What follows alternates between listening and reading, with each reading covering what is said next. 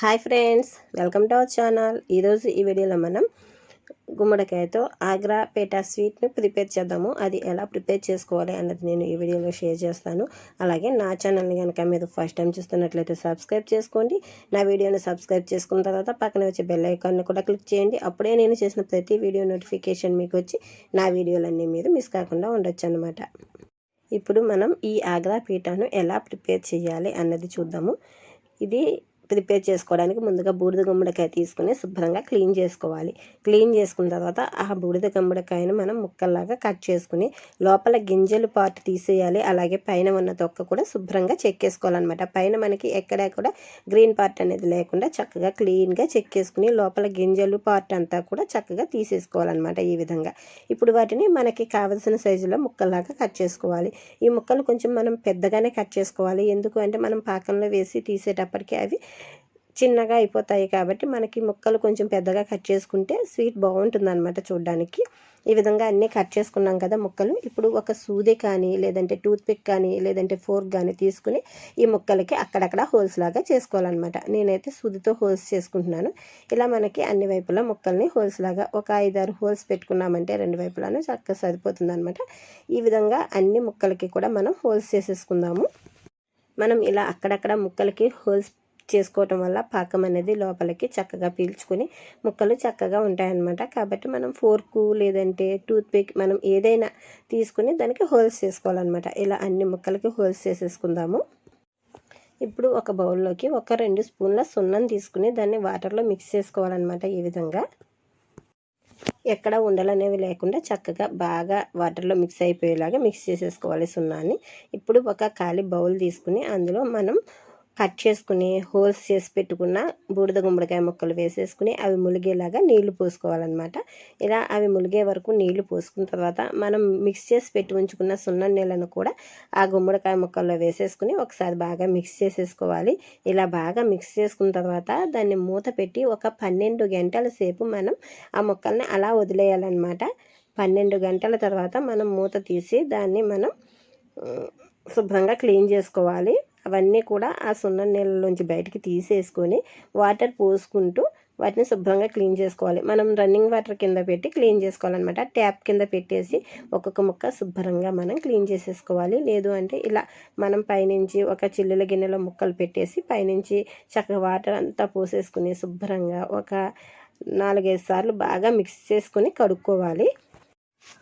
ఇలా మనం గుమ్మడికాయ ముక్కలన్నింటినీ కూడా చూస్తున్నారు కదా, నేను చూపిస్తున్న విధంగా చక్కగా చేతితో కడుక్కోవాలన్నమాట. ప్రతి ముక్కని మనం సున్నం నీళ్ళు అనేది ఎక్కడ లేకుండా ఉండేలాగా క్లీన్ చేసేసుకోవాలి.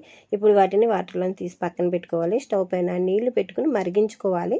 ఇలా మరుగుతున్న నీళ్ళలో మనం క్లీన్ చేసి పెట్టి ఉంచుకున్న బూడిద గుమ్మడికాయ ముక్కలు వేసుకుని వాటిని ఒక 20 నిమిషాల పాటు ఉడికించుకోవాలన్నమాట. ఈ ముక్కలను మనం ఒక 20 నిమిషాల పాటు ఉడికించుకోవాలి. ఇవి ఉడుకుతున్నప్పుడు మనం అప్పుడప్పుడు కలుపుతూ ఉండాలి. అలాగే స్టవ్ను హై ఫ్లేమ్లో కానీ లేదంటే మీడియం ఫ్లేమ్లో పెట్టుకుని ఉడికించుకోవాలి. మనం అప్పుడప్పుడు కలుపుతూ ఉండాలి. లేదంటే మనకి ముక్కలు ఒక పక్కన ఉడికినట్టుగా ఒక పక్కన ఉడకనట్టుగా అయిపోతాయి అన్నమాట. కాబట్టి హై ఫ్లేమ్లో పెట్టుకుని కలుపుతూ ఉడికించుకుంటే మనకి ముక్కలు అనేవి చక్కగా ఉడికిపోతాయి.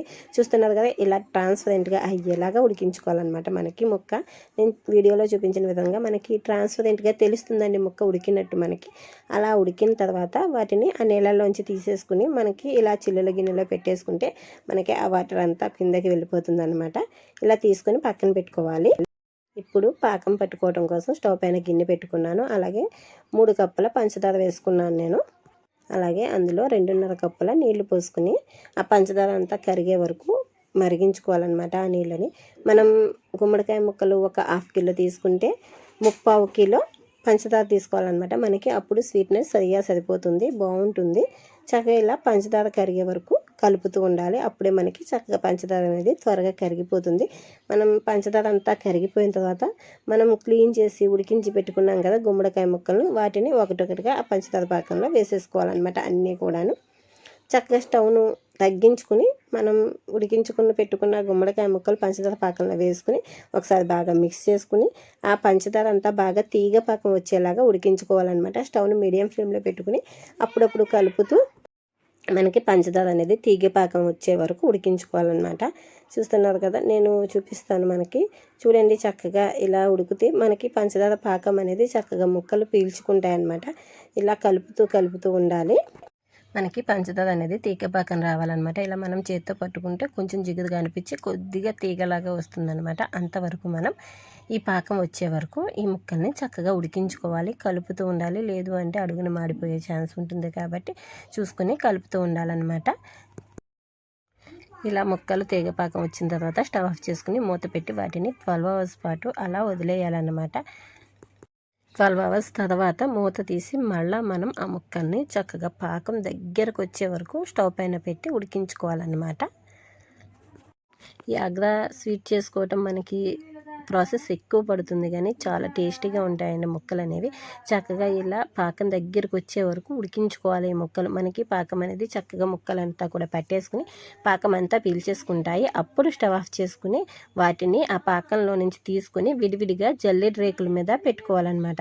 మనం ఇలా పెట్టుకోవడం వల్ల ఏంటంటే మనకి ఈ ముక్కలకి పట్టిన ఎక్స్ట్రా పాకం ఏదైనా ఉంటే అది ఆ చిల్లుల్లో నుంచి, జల్లెడ రేకుల చిల్లుల్లో నుంచి కిందకి వెళ్ళిపోయి చక్కగా ముక్కలు ఆరే వరకు అలా వదిలేయాలి.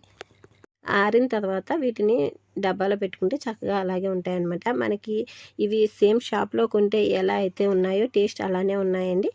కానీ చూడడానికైతే కొంచెం కలర్ చేంజ్ అయింది. వైట్ కలర్లో ఉంటాయి షాప్లో తీసుకున్నవి. మనకి అలా వైట్ కలర్లో కావాలి అంటే వైట్ కలర్ యూజ్ చేసుకున్నామంటే సేమ్ చూడడానికి కూడా మనం షాప్లో కొన్నవి ఎలా అయితే ఉంటాయో అలానే ఉంటాయి. నేనైతే కలర్ ఏమీ యూజ్ చేయలేదు కాబట్టి ఇలా ఉన్నాయన్నమాట కలరు.